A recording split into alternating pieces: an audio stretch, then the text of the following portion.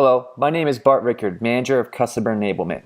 In this video, we're going to go over the initial steps that need to be taken when you activate your USGA Tournament Management Club account. One of the first steps you want to take is adding customer managers to your account. Customer managers will have full admin access to managing and setting up all your leagues and events in your accounts. For instance, if you are a golf club and you have 2 or 3 assistants, you'll obviously want to set up all of your assistants with a customer manager account. To do that, go to the Customer Settings tab, Managers. When going to this page, you'll see a current list of all your customer managers. You could add a new manager up at the top here, and you could also re-invite managers who've already been sent their email invitation. When you add a new manager, you will enter their name and their email address. After clicking invite, they will get an email for them to set up their password and be able to log in. Another important step when setting up a new account is reviewing your default settings for your leagues and events. You can do that by going to the Customer Settings tab, Default Settings for Leagues or Events. These default settings will be initially applied to all of your events and leagues, so it is very important to go through and review all of these settings to make sure they are exactly what you'd like. There are 4 different tabs in the default settings area. There's the General Settings, Handicap Settings, Rounds and Scheduling, Tournaments and Scoring. Under the General Settings tab, you will see some options like applying the time zone that you currently are in. You can apply what handle format you would like to use. The handle format is what the names look like on the leaderboards and the tee sheets and other areas. You can set default gender. You can also select whether or not you'd like your events and leagues to be listed on our public directory on www.golfgenius.com. Scrolling up, let's go up and take a look at the Handicap Settings tab. In this tab, you can select if you'd like to post scores to GIN or if you would not want to post scores to GIN directly from USGA Tournament Management. You could also select whether or not you want to apply Rule 3-5 when using multiple tees and how you'd like to adjust. Maybe adjust from the back tees, or maybe you would like to adjust from the fewest players. Scrolling down, there's other very important options that you also want to look at. For instance, when you have 9-hole tournaments, do you want to use the entire 18-hole score to have the card stroked, or would you like to use the 9-hole slope and rating to convert and create these course handicaps for 9-hole tournaments? You could also apply and set maximum handicap indexes and maximum course handicap indexes for both genders. Let's scroll back up and take a look at the Rounds and Scheduling tab. In the Rounds and Scheduling tab, we'll take a further look at how you create pairings and what the pairings look like. For instance, do you usually play in foursomes, twosomes, threesomes? When you play by ABCD and you pair by ABCD, how would you like these pairings to be created? When using our automatic scheduler, would you like the teams in each pairing group to be ordered by handicap index, or would you like to be it by position in which they are added in the system? Round signups are typically used in leagues where players can sign up for specific rounds. There's some additional options here, like would you like the players to be able to sign up on the portal? Would you like to allow the players to add guests when they're signing up for these rounds using round signups? Now let's go up and take a look at the final tab, Tournaments and Scoring. From here, you can select your default tie-breaking method that you'll be using for your tournaments. For instance, here we're using USGA last 9631. There's also some points and purse allocation methods that you could be using if you have a blind in your group. How would you like the points and purse paid out? You can select these options here. Are you going to be entering scores hole by hole, or do you just want to enter the 18-hole totals or 9-hole totals? Again, select the option here.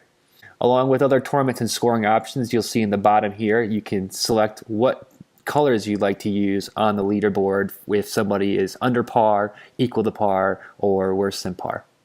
Once you're finished going through all 4 tabs in the default settings area and setting the settings that you'd like, you should be all set to start creating your events, and all these settings will be applied to all of your future events and leagues that you've created. Now let's go on to the next step of setting up the account, and that is adding your course. If we scroll up to the top, go to Customer Settings, Course Details. And this is where you're going to add your scorecard. Many courses may just have one 18-hole course, so we're only adding one course. You may have a 36-hole facility in which you'll add 2 courses, or you may have a 27-hole facility where you may be adding the 3 different combinations of courses. So let's go and click on Add Course and add a course. At the top, you can add your course name,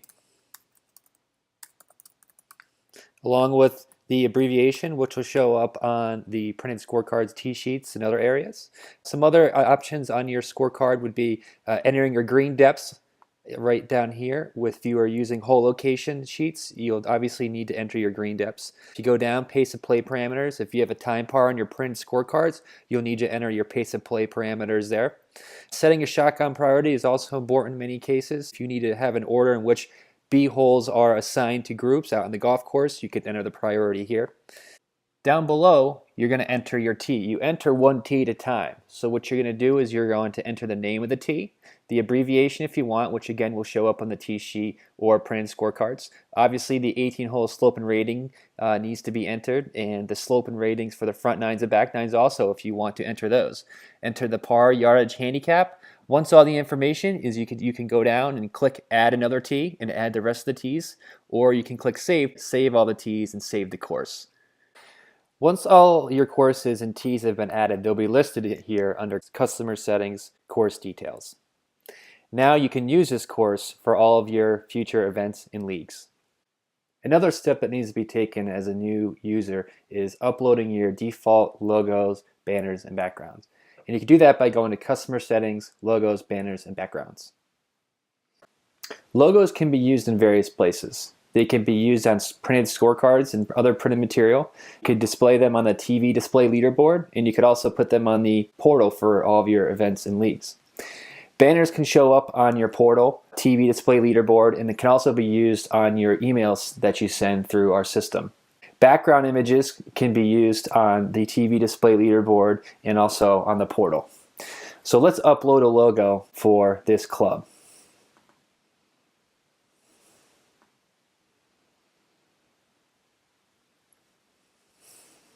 Once loaded, it will be selected as a primary logo. Going to banners, let's upload a banner.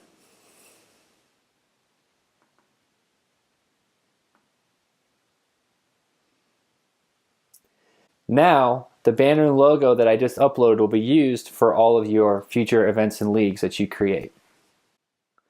Now let's move on to our next step, which is setting up and managing your default portal. To do that, go to Customer Settings, Default League/Event Member Portal.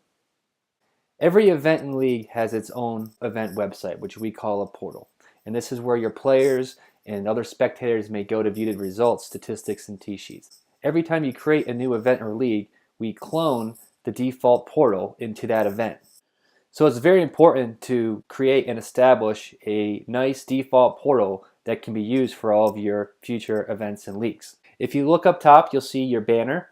And if you click on any of these sections, you'll see pages within each sections. So let's first go to the general portal settings. Here you could adjust your color scheme. You could add a background image, which will show up to the left and to the right of the portal content. You could add flash messages, which will scroll up around the top. You could also reorganize the sections that are organized at the top. For instance, maybe I want the player statistics to show all the way on the right, and that way I'll click and drag it and click Save Settings.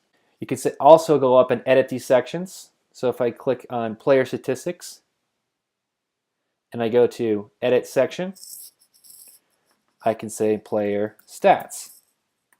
I can also go and add new pages. So I can go to Results, and I could add a new page within the Results section. And here are a list of all the portal pages that can be added. You could add a player roster, tee sheets, round robin schedules, event standings, your season points within your club, most improved player report. There are many pages that you could add within each section. You can also edit these sections. If we go to tournament results and click edit, you can say, I want to make this the splash page, which is the home page for that event or league portal. I can also go and make it a public page. So in that case, if anybody accessing this link will not have to log in with the GGID or log in with their email and password. And finally, you can go in and you can edit the name of the page as well. If there's anything that you'd like to take off here, you can also go and click delete, and you can delete the page as well. Once your portal is set up, again, any future event and leagues that you create will clone over this event portal.